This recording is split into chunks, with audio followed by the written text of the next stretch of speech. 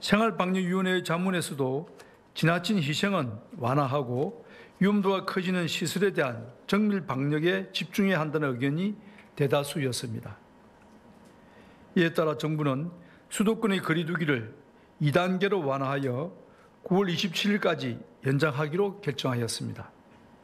다만 위험시설의 방역을 보다 강화하는 정밀한 방역 조치를 추가하기로 하였습니다.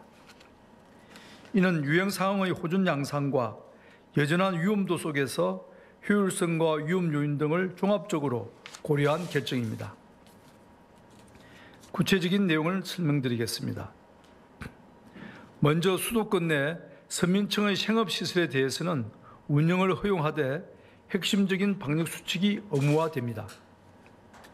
프랜차이즈형 카페와 제과점 등은 매장 내 취식을 허용하되 한 칸 뛰어앉기 등 인원을 제한합니다. 음식점의 경우 9시 이후 매장 내 취식을 허용하되 일정 규모 이상의 음식점은 출입자 명부 작성 등이 의무화되며 가급적 테이블 내 칸막이를 설치하도록 권고하고 인센티브 제공을 추진할 예정입니다. 중소형 학원, 실내 체육시설도 운영을 허용하되 마스크 착용, 거리 두기 등이 의무화됩니다. 전국의 PC방의 경우 미성년자의 출입 금지, 좌석 한 칸씩 뛰어앉기, 음식 섭취 금지 등을 의무화하되 고위험 시설에서 해제하여 운영을 허용합니다. 치명률 높은 고위험군이 밀집한 병원과 요양시설에 대한 방역은 더욱 강화합니다. 병원에 입원하는 환자에 대한 진단검사를 활성화하기 위하여 건강보험 적용을 추진합니다. 2단계 거리두기 기간의 한시 조치로 검토하고 있으며 최대한 신속하게 세부 방안을 수립 시행하겠습니다.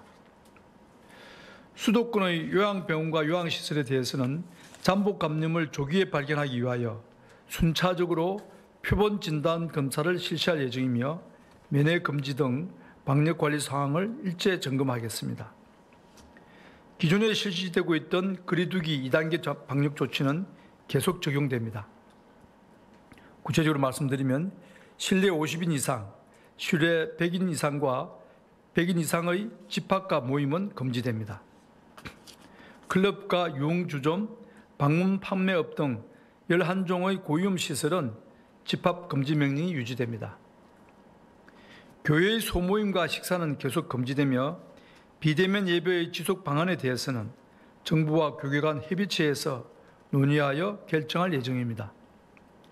특히 집단 감염이 계속 발생하고 있는 방문 판매업의 각종 소모임, 설명회 등에 대해서는 점검을 강화하고 구상권 청구를 적극 시행하는 등 엄중하게 대응할 것입니다. 상세한 내용은 보도자료를 참고해 주시기 바랍니다. 이번 수도권의 2단계 거리두기 조정은 9월 27일 일요일까지 앞으로 2주간 적용될 예정입니다.